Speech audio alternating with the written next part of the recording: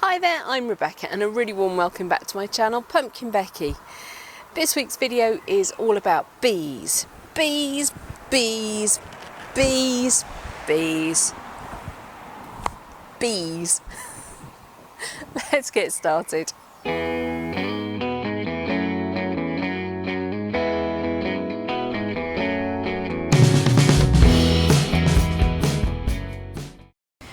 This is this year's Bumble Bee colony being installed.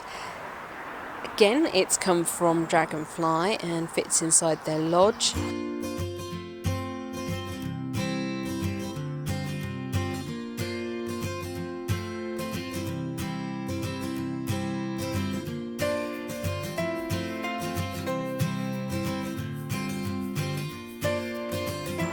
It's a really lovely, healthy looking colony.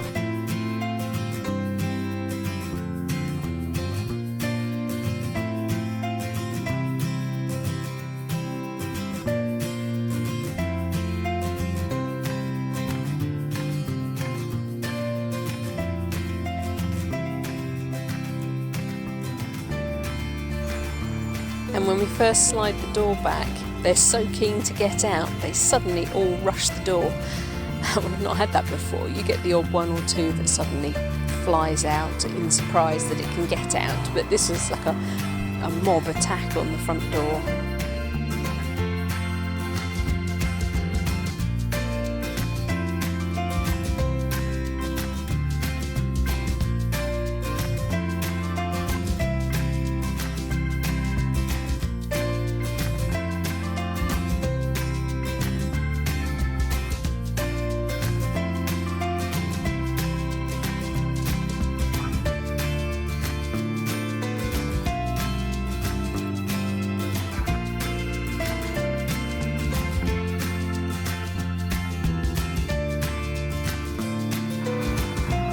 Then they start to get inquisitive and they take off and they start to do that reverse plotting of their route home and just memorising everything around their colony, and then they're off.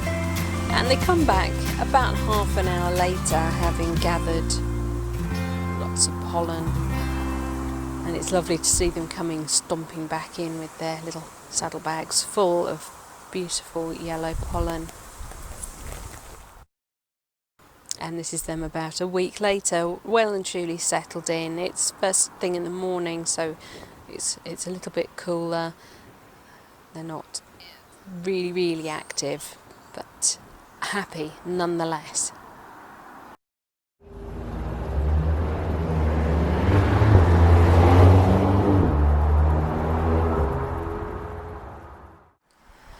We're going to have a little look at the solitary bees now. There's nobody at all in this observation drawer. The top one, which has much smaller holes, has got somebody investigating it, or perhaps sheltering from the windy weather. And then in the middle drawer,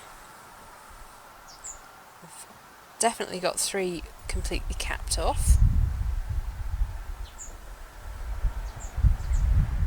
The exciting thing about this drawer is that you can really see the grubs starting to fatten up and eat the pollen and the nectar that's in their cocoon section with them. But you can also really see the difference between the female cells, which are at the back there, compared to the size of the male compartments, which are up the front. Much smaller.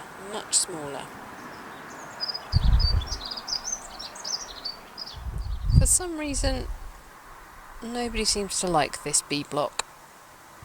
So we've still got the 3 cocoons left from the mason bees that haven't actually hatched.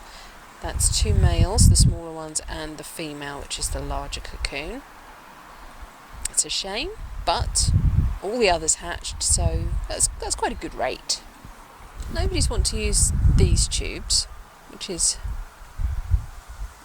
disappointing. This batch of tubes up in the deeper section has 2 completely filled with mason bees, and there's one up here which has a leafcutter bee finishing it off. Whether it's leafcutter bees all the way through, I don't know. Here on the summer house, nobody has gone for the new one. But look at our makeshift tin can bamboo cane holder that we've got screwed to the side of the summer house. It's been fantastic. So many bees. What we probably should have done was fill that with proper mason bee tubes, the cardboard ones, and then we could send them back as part of the Guardian scheme. But we didn't. But we didn't expect that one to be so popular.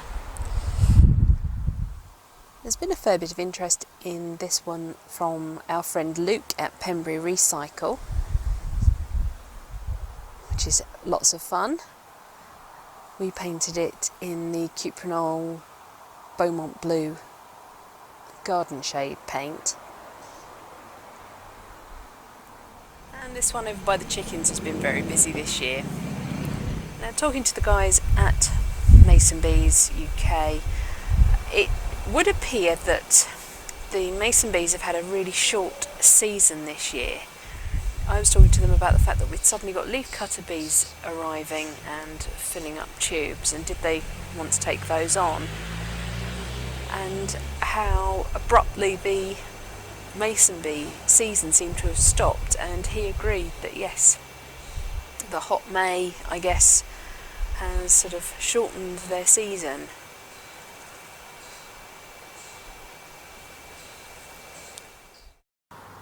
About a week before our bumblebee colony was due to arrive, we noticed some comings and goings from the small raised bed right by the back door.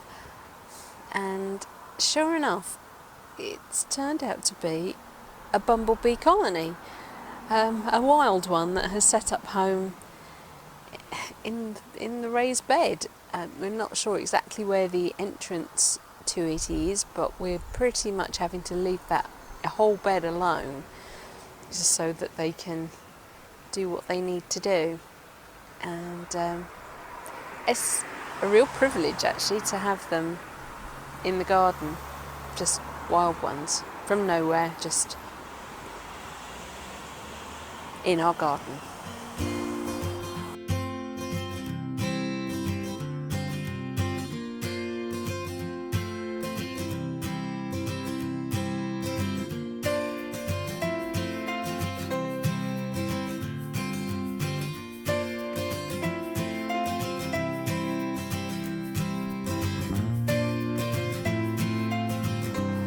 It's time to do a bit of a check-up on the honeybee hive.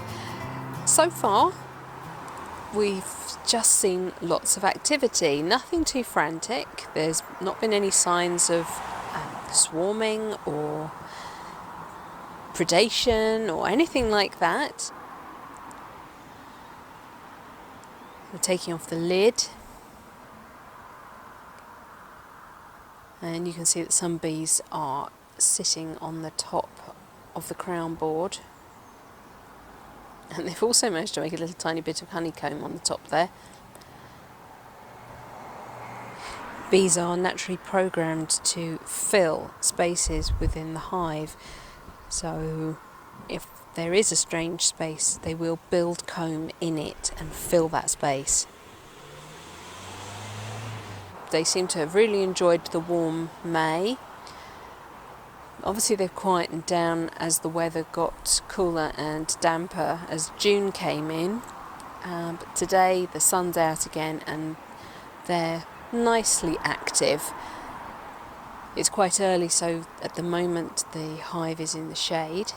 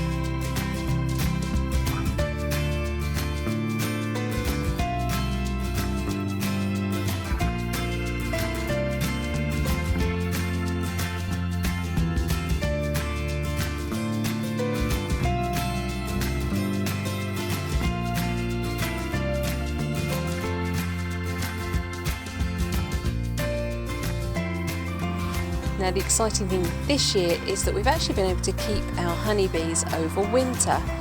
Whether that's because it was particularly mild this winter, or whether it's because we have moved from using the traditional top bar hive into a more modern, conventional national hive, we don't know. We can't possibly tell. But they seem really happy. They are producing. And we've taken the opportunity today to take one of their frames out, and it is full of honey and so heavy. Can't wait to get that drained and strained and give it a taste. It looks beautiful.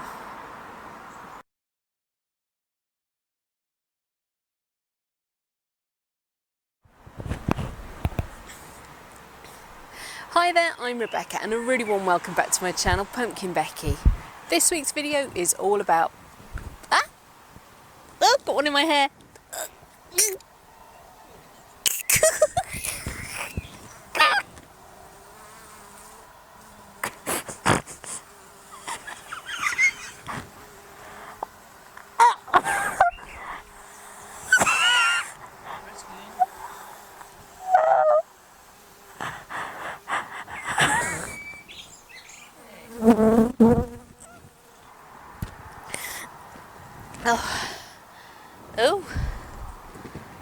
Oh dear, it's got a gooey bottom. Ow. Ah. Ow. Stung me in the head. Ow. Ow. Ow. Yeah.